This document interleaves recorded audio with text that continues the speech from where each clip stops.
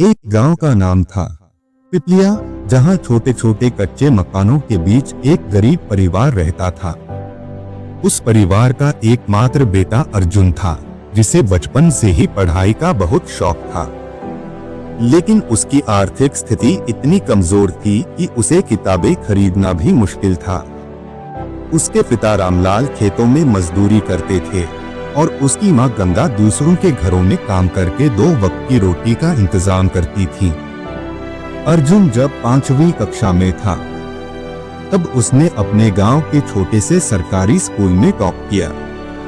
लेकिन आगे की पढ़ाई के लिए उसके पास न तो पैसे थे और न ही साधन। कई बार उसने देखा कि उसके पिता दिन रात मेहनत करके भी कर्ज से उबर नहीं पा रहे थे।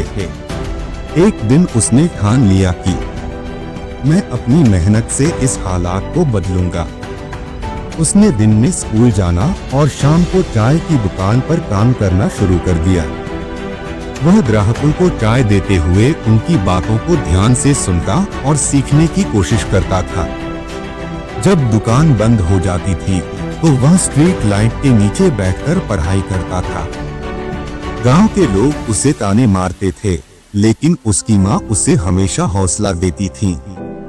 अर्जुन ने जब 10वीं की परीक्षा में पूरे जिले में पहला स्थान प्राप्त किया, तो यह खबर अखबारों में छप गई और गांव के लोगों की सोच बदल गई।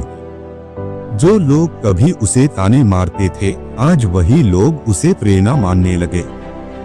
कई लोगों ने उसकी मदद करनी चाहिए, लेकिन अर्जुन स्वाभिमानी था। उसने एक कोचिंग सेंटर में सफाई कर्मचारी की नौकरी की और वहां के टीचर्स से पढ़ाई में मदद मांगी।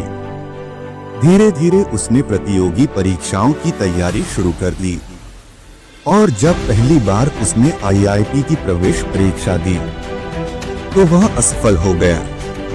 उससे बहुत दुख हुआ, लेकिन उसने हार नहीं मानी। उसने अपनी गलतियों को समझा और सुधार किया। अगले साल जब वह फिर IIT की प्रवेश परीक्षा दी तो वह पास हो गया। इस बार उसका चयन IIT दिल्ली में हो गया। यह उसके लिए किसी सपने के पूरे होने जैसा था। जब वह पढ़ाई के लिए दिल्ली गया तो उसके पास पैसे नहीं थे। उसने कॉलेज के लाइब्रेरी में पढ़ाई की, सीनियर्स से नोट्स लिए और ट्यूशन पढ़ाकर अपना खर्च चलाया।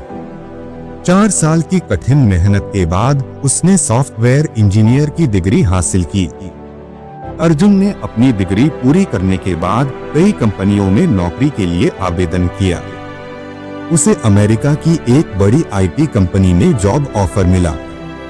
उसकी पहली सैलरी ही लाखों में थी। जो अर्जुन कभी किताबें खरीदने के लिए संघर्ष करता था, वह अब दुनिया की सबसे बड़ी कंपनियों में काम कर रहा है। कुछ सालों बाद अर्जुन ने अपनी खुद की टेक्नोलॉजी कंपनी शुरू की, जो आज करोड़ों का बिजनेस कर रही है।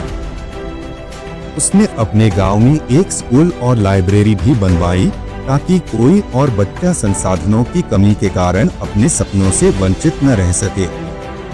दोस्तों, अर्जुन की कहानी हमें यह सिखाती है कि अगर आपके सपने बड़े हैं और आप मेहनत करने के लिए तैयार हैं, तो कोई भी बाधा आपको सफल होने से नहीं रोक सकती।